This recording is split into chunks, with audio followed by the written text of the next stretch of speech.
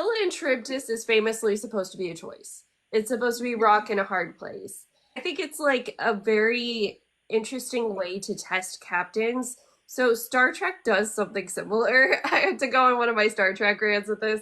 But the captains get what's essentially a personality test while they're kind of getting their assignments, and it's called the Kobayashi Maru.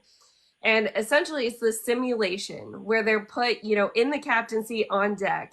They get a call from this civilian fuel ship called the Kobayashi Maru, and it's a distress call. Their life support is going out, but they're stuck in the neutral zone.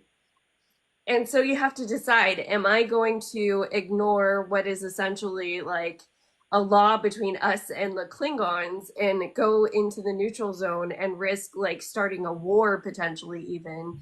Or do I try to save the ship, go in anyway?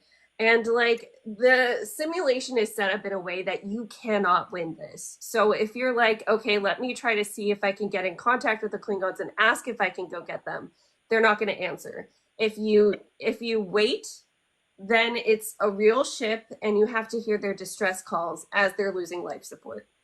If you go in and you try to rescue them, it turns out that the ship was a trap and that the Klingons are ambushing you when you go in. And it's an insurmountable amount of ships that suddenly surround you and take out your crew.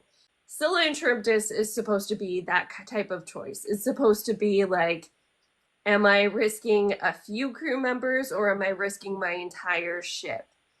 Because on the one hand, Scylla is a six-headed monster and can literally only grab six people as you are sailing by. But Charybdis is a whole ass whirlpool and it will suck your ship in.